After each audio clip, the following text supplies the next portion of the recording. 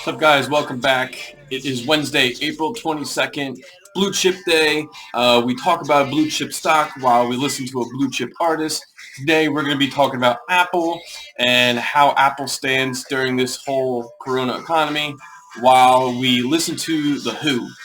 No, not the World Health Organization. We're actually listening to the band The Who. If you ever listen to them, give them a listen. Shout out PC. I know this is one of your favorites. And yeah, we're going to be talking about Apple per your request. Thank you. And because Apple just decides to just launch the 11 SE 4 months after I get the 11, so I'm officially out of date.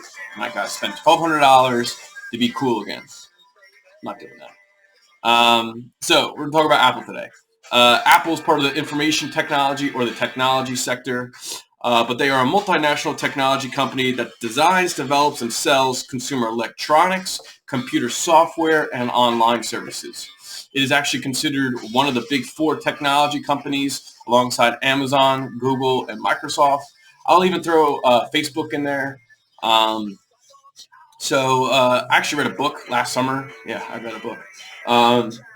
Is about the four. I'm going to show you it. It's about Facebook, Google, Amazon, and Apple, and how those four companies are really crucial for our culture as well as our technology future. If you're bored during this, give it a read. It's worth it. Didn't mean to plug, but I'm going to plug right there. It's a good one. Apple, founded in 1976 by Steve Jobs and Steve Wozniak. I think we all know that. R.I.P. Steve Jobs. But they developed so many different kind of things, from hardware to software to all of these online services. I'm just going to give you a few. We know a lot of these. They are in our culture. I'm a walking Apple advertising right now, and I'll explain why. So hardware products, they have the iPhone, iPad, the Mac, iPod, Apple Watch, Apple TV, AirPods, and a HomePad. So basically, I have three of them. Only thing I'm not doing right now is recording on a Mac because I just don't have a Mac. Didn't want to buy a Mac. Software, they have, so software is like the operating systems they have. They have the Mac OS, the iOS, the iPad OS, etc. You get the idea. But they also have iTunes Media Player, Safari, Shazam, which is a fingerprint utility, amongst others. Some of the online services they have are iTunes Store, iOS from the App Store, iCloud, which is a big thing, etc. So I mentioned the cloud because those technology companies, Microsoft, Facebook, Google, Amazon, Apple, they were competing for government contract to basically be the cloud or the storage for the government. And Microsoft won that while all these other technology companies lost out on that bid. Pretty big deal. It was a couple months back. I think we did it in class. We talked about it in class, but it was a very big deal. But anyway, other services they have, fairly new, Apple Pay and Apple Card. I believe the Apple Card's through Visa, but don't quote me on that. I think it is, though. But anyway, unlike the previous stocks we talked about, Apple is traded on the NASDAQ. The NASDAQ's usually technology companies.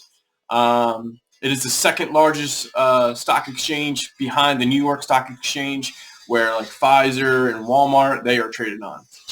So New York Stock Exchange is number one market cap, number one stock exchange in the world. We're looking at market cap, and the NASDAQ's number two. So these are two big ones. I bring that up because Apple was the fourth NASDAQ company in the Dow Jones. You can look up the other three. I can do a video on the other three. Let me know. But yeah, it's the fourth one added. On March 19, 2015, so pretty recently, really think about it, Apple replaced AT&T on the Dow Jones. AT&T was on the Dow Jones since November of 1916. So AT&T was replaced by Apple, and AT&T was on the Dow Jones, or in the Dow Jones, for like 100 years. Very big deal. I mean, they're just not going to like randomly pick a company. No, they're going to pick a company that's going to be there for the next 100 years if it's replacing, Pacific Bell or AT&T. So your first question, a little bit of research. Don't just say they're big. Why was Apple added to the Dow Jones in 2015? Don't just say they're big. Why? So moving on. So since Apple's in the technology sector, we're going to talk about that a little bit. The technology sector accounts for $8.6 trillion of market cap, and is the largest sector of the market. We talked about a lot about healthcare with Pfizer, with J&J. That's the second. Healthcare is the second largest sector. It has about $6 trillion market cap. So think about how big healthcare is now. Technology is even bigger.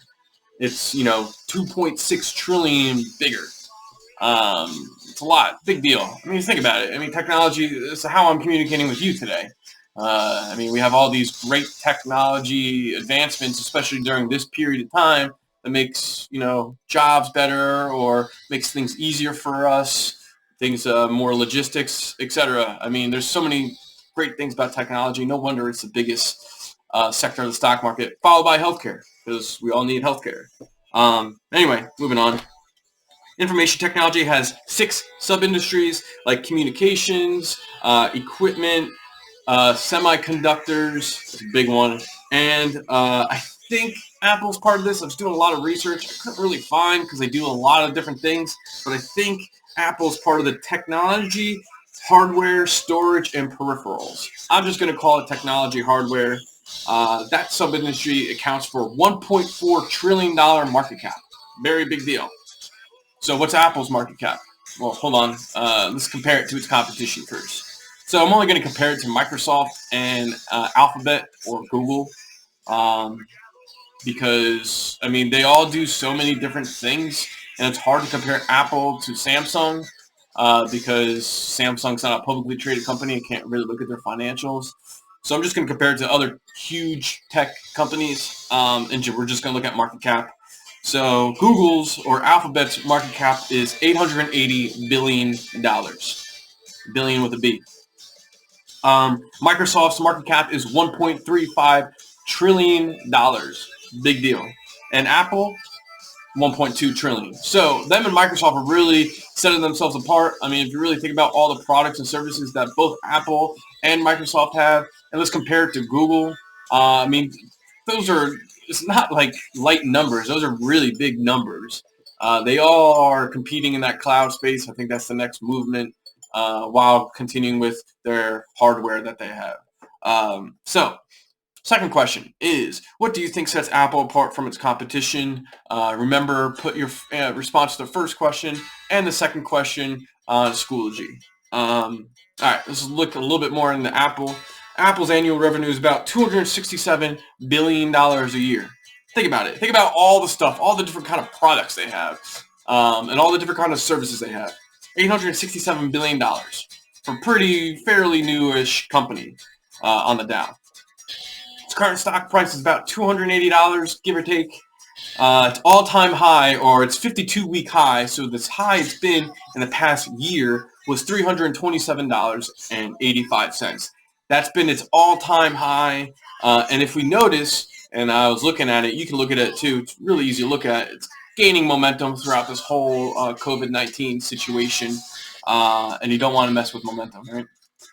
Anyway, so it's 52-week low. If the 52-week high was 327, its low was 170. That's a huge jump, a lot of change, but a lot of that is steady buildup. And that's what you want, right? You want to slowly gain growth. And, a couple hiccups along the way, like when the whole market was down 10% not too long ago. So I'll give you some news. Couldn't really find too much bad news. I mean, I'll just tell you the good news first. They are reporting earnings next week. I think it's April 30th. So about a week.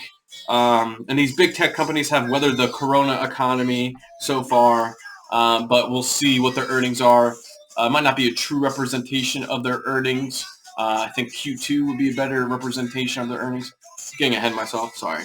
But some bad news. I wouldn't really say it's bad news, but just for this episode's sake, releasing their new iPhone 11 SE on April 15th during this whole corona, whatever stuff, COVID-19 situation we got going on. Maybe not the best timing. Maybe people aren't going to be able to buy that new, whatever, $1,000+ phone because of a little bit lack of income coming in. So, bell ringer, you know it's on, it's in the about section, and I'm going to ask you to just answer Q3. What Dow Jones company should we look at next? Should we look at for next week? That's what I got. A little bit longer of an episode. Appreciate it. Apple's very interesting. I can continue talking about Apple, but let me know what you want me to talk about next week. And I'm going to end you on a classic, Baba O'Reilly from The Who. See you guys next week. Or I'll see you tomorrow. Just kidding there.